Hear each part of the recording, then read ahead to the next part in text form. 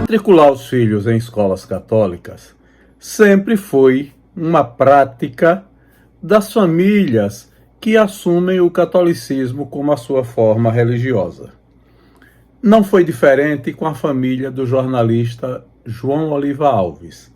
Tanto ele quanto a sua esposa, Dona Maria Alves de Oliva, eram católicos e, quando mudaram de Riachão do Dantas para Aracaju, procuraram os colégios católicos que existiam na capital do estado de Sergipe para fazer a matrícula dos filhos.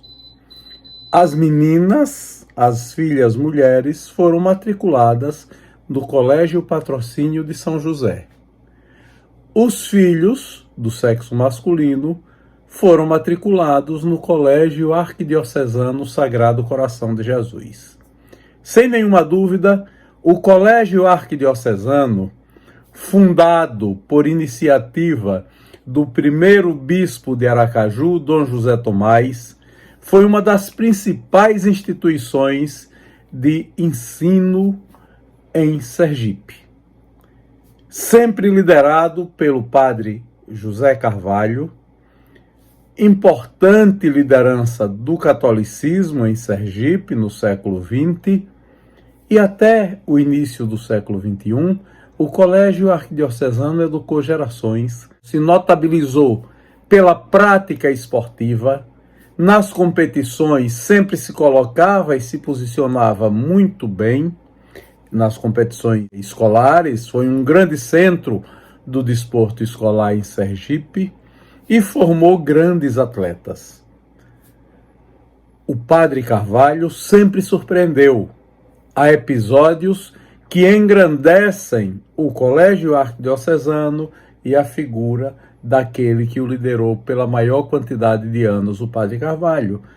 Um bom exemplo é o que aconteceu durante a ditadura militar, quando, em função de posições ideológicas, alunos do Colégio Ateneu Sergipense foram expulsos da escola, num ato da então diretora do Ateneu, e à época vigia o decreto 477, e alunos como o poeta Mário Jorge Vieira, alunos como o hoje advogado Wellington Mangueira e outros tantos poderiam ter ficado sem estudar. Mas o padre Carvalho, diretor do Colégio Arquidiocesano, resolveu acolher esses jovens no Colégio Arquidiocesano Sagrado Coração de Jesus, e ali eles puderam concluir o ensino médio e ingressar no ensino superior e prosseguir normalmente nos seus estudos. O jornalista e advogado Luiz Eduardo Oliva, filho do jornalista João Oliva Alves, foi aluno do Colégio Arquidiocesano Sagrado Coração de Jesus. E neste vídeo de memórias, Luiz Eduardo Oliva nos dá um depoimento sobre o significado e a importância do Colégio Arquidiocesano Sagrado Coração de Jesus e da figura ímpar do seu diretor e líder, o padre Carvalho.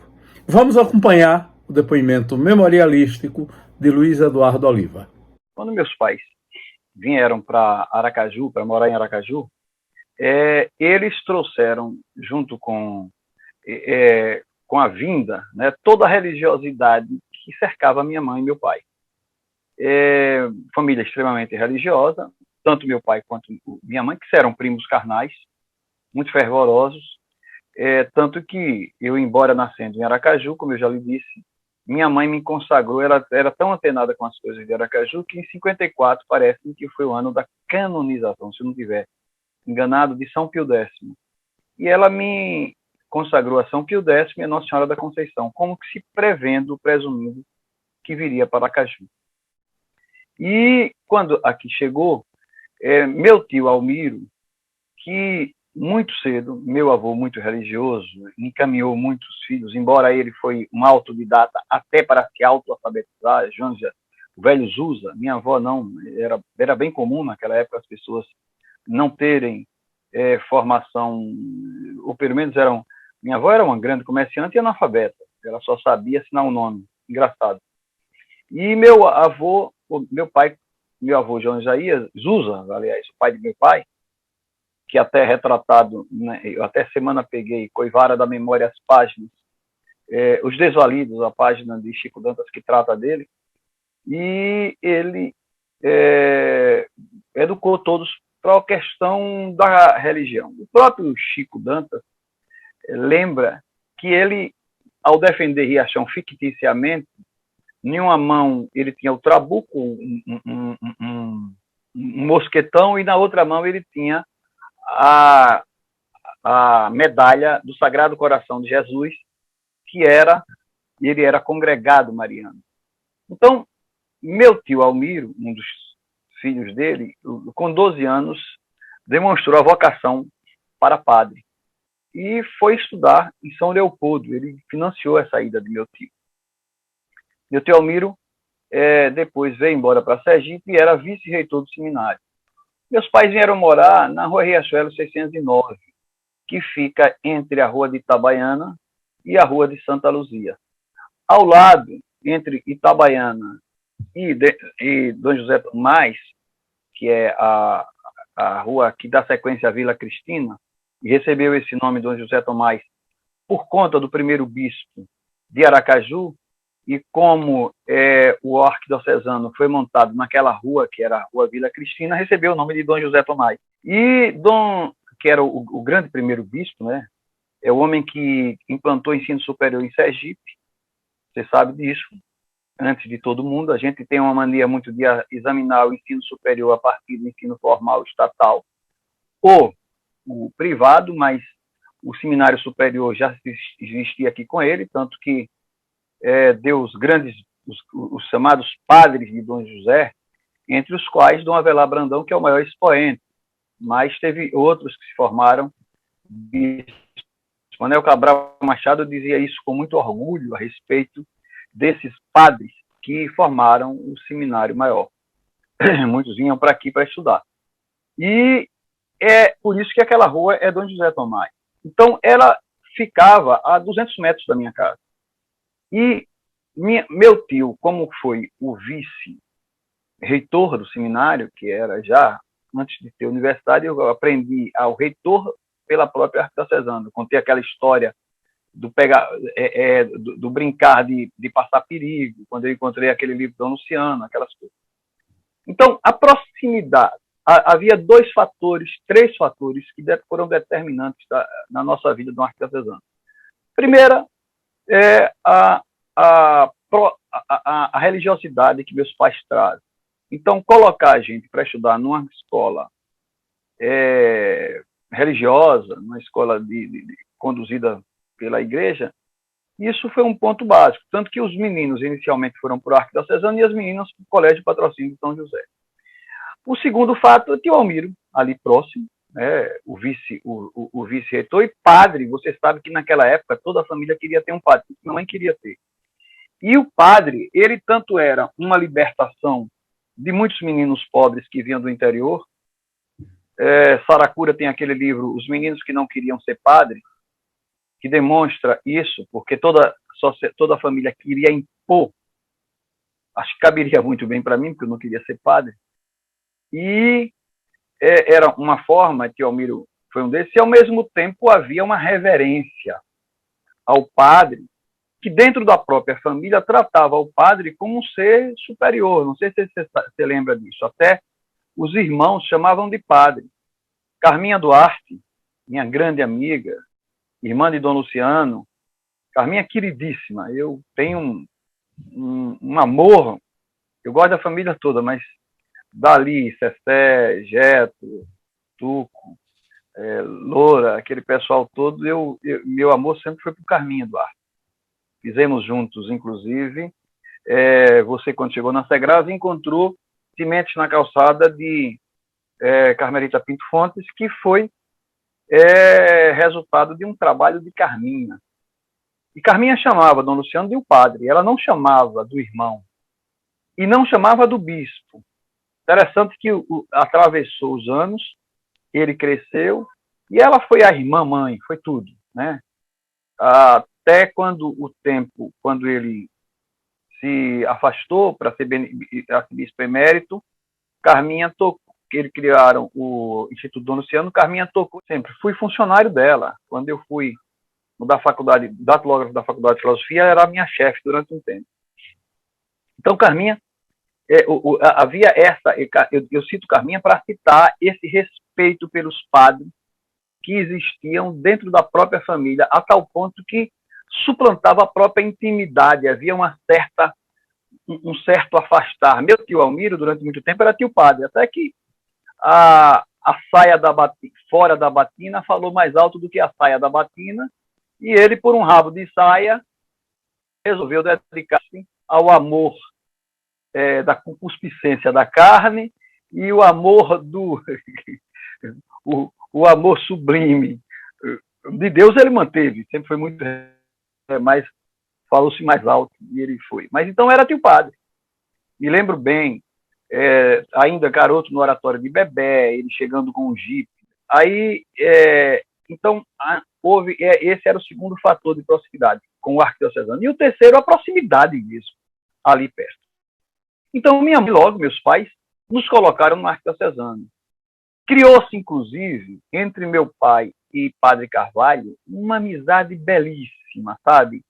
Mas Padre Carvalho, até eu, garoto, eu ia para as aulas e Padre Carvalho, quando queria dar um exemplo de grandes redações para os alunos, Padre Carvalho tinha umas aulas de religião, de moral, ele aparecia de vez em quando nas aulas.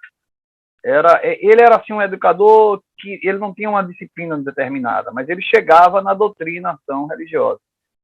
E não foi raro, às vezes, que eu vi ele citar como exemplo de boa redação as redações do jornalista João Oliva. Naturalmente pela religiosidade também, papai sempre foi ligado muito ao grupo da igreja, você sabe disso. E, então, nós fomos estudar no arquidiocesano nesse sentido. Então, o arquidiocesano, para mim, era o campo de futebol mágico, joguei muito.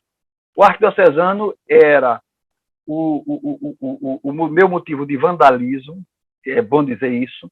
Em que sentido? Nós éramos garotos e, diante daquela repressão familiar, que a gente tinha da educação moralista, do pecado, daquelas coisas todas que eu fui educado, de certa forma, com minha mãe assim, você transgredia de outras formas. Por exemplo, no São João, o muro do arquidiocesano era o muro mais mal feito do mundo. O Padre Carvalho não sei que não corria, acho que foi mal feito, e ele era chega troncho, porque aqui Aracaju era Mangues, aquela região ainda foi uma região, essa região da Rua Riachuelo 609, daquela região toda, era uma região que foi centrada, você sabe disso historicamente, nos grandes manguezais que foram de Aracaju, até tanto que quando os São Cristoventos protestaram em relação a isso.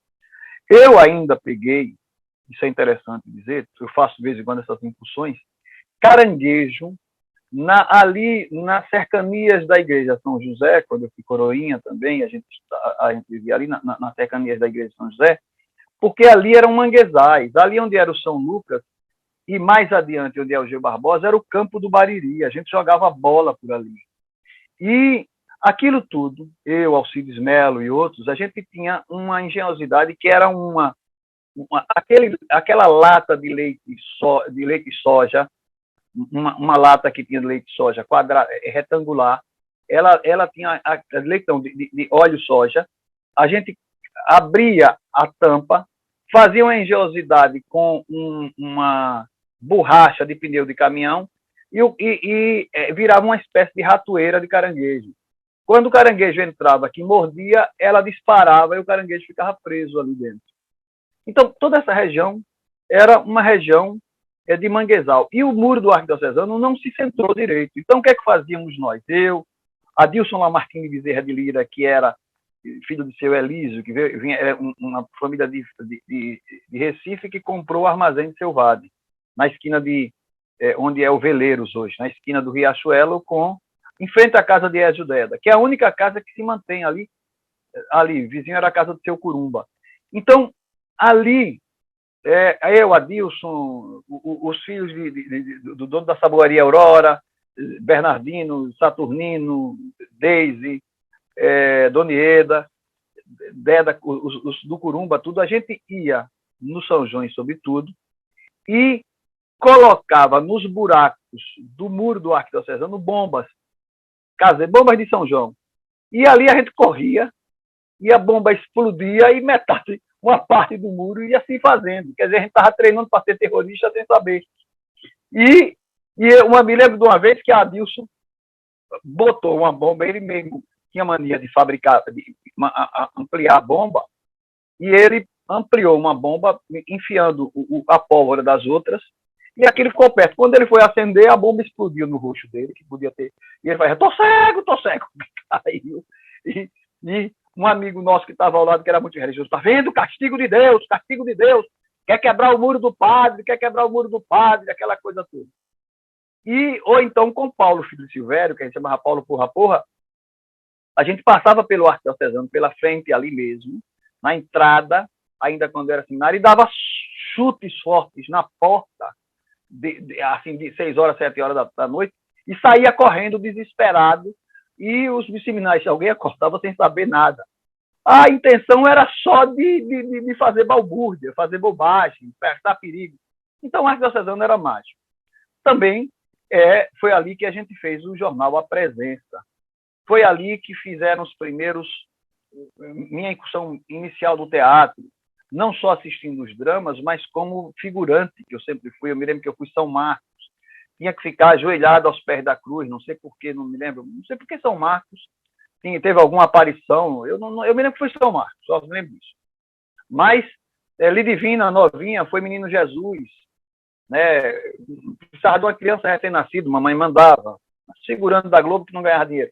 Então, o arte tinha esse fator mágico. Também as gicanas, as coisas que aconteciam, as primeiras brigas de porrada que a gente assistia, porque era muito comum naquela época, eu não sei se você recorda disso, a haver brigas de grupos. Aracaju era dividido em zonas. As turmas, os grupos chamavam zona. Você, se era de uma zona, você se identificava com aquela zona. Diferente, não é zona no sentido de cabaré do puteiro, não. É zona no sentido de região urbana. E você tinha a zona, se você era de sua zona, você não era de outra zona. E os meninos que eram mais briguentos, mais moleques, mais cheios de histórias, eram chamados de índio. Fulano é um índio, não sei se você lembra disso. Né? É um dado extremamente. Outro dia desse eu estava me lembrando que a gente perdeu isso. É porque era um índio, porque o índio era talvez um sujeito liberto, esperto, solto.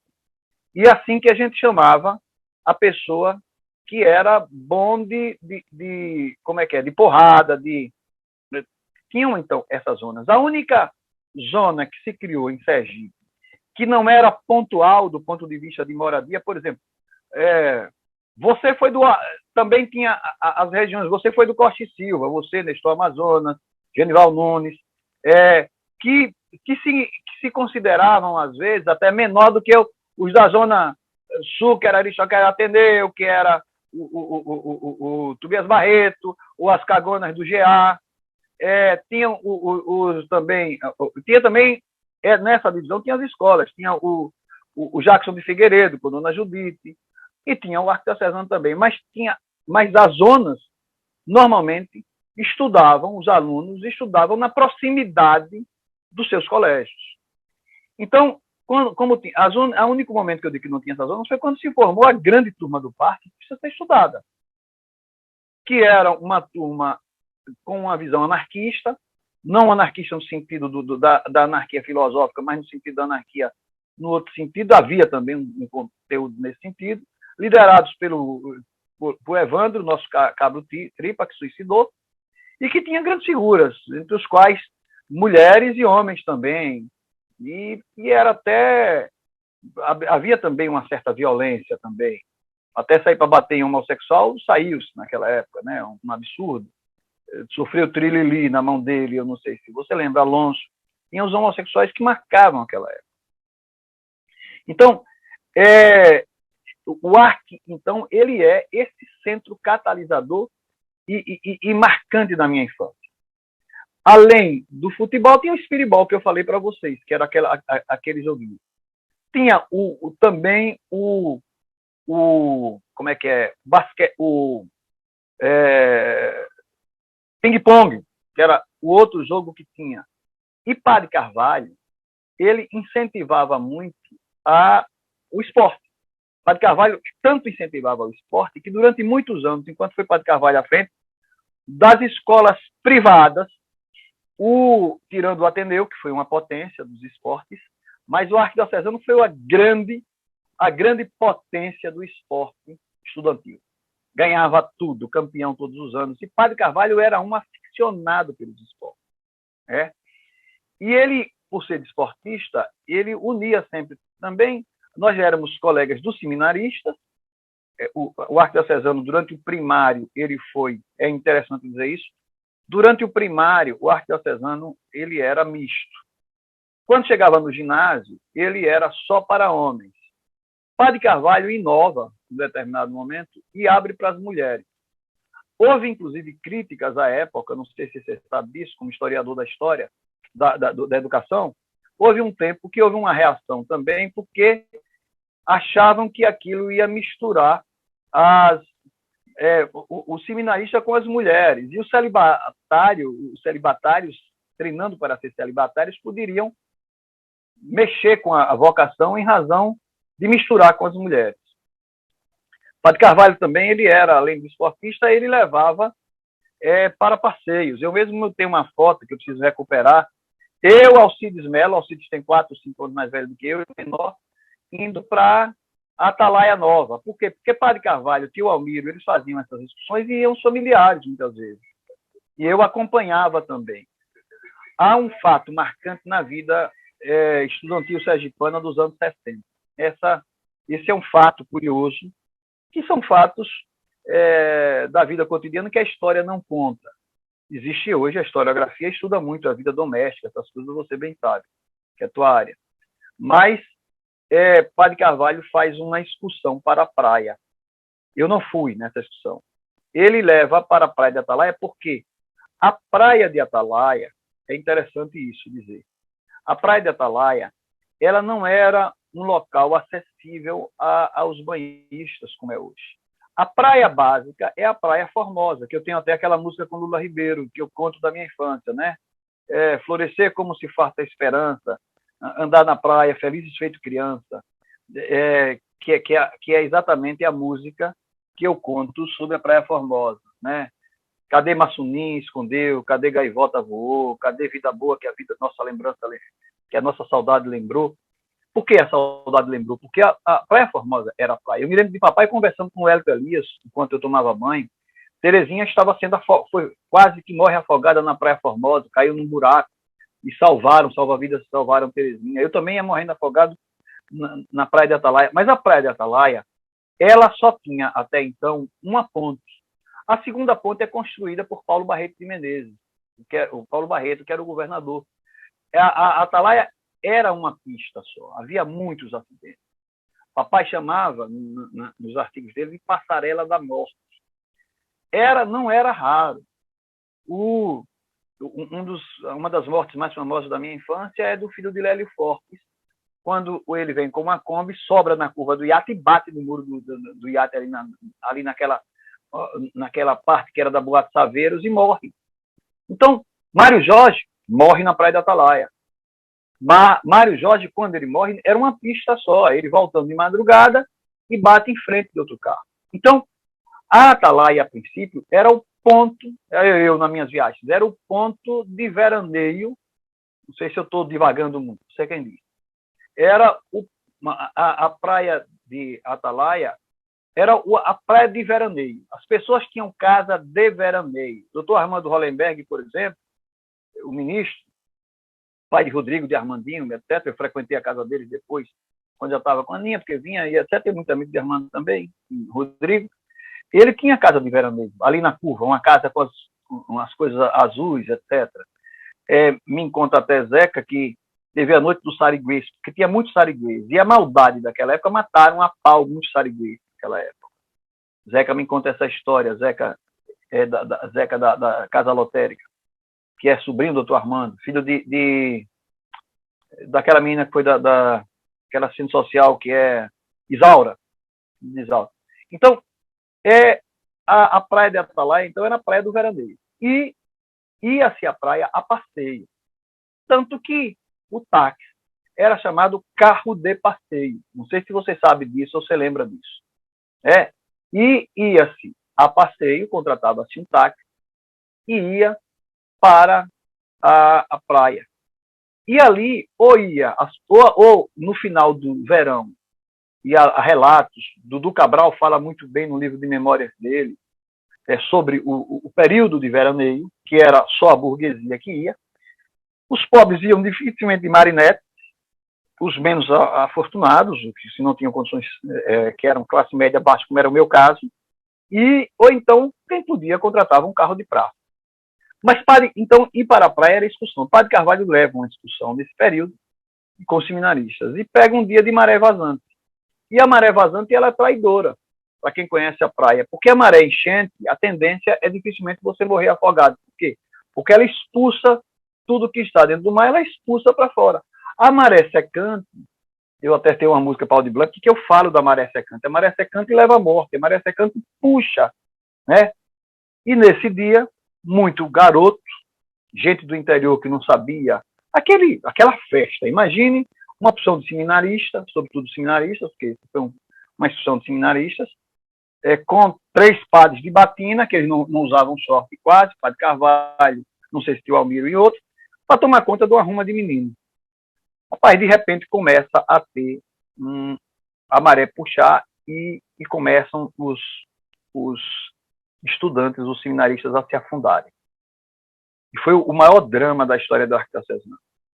E o grande herói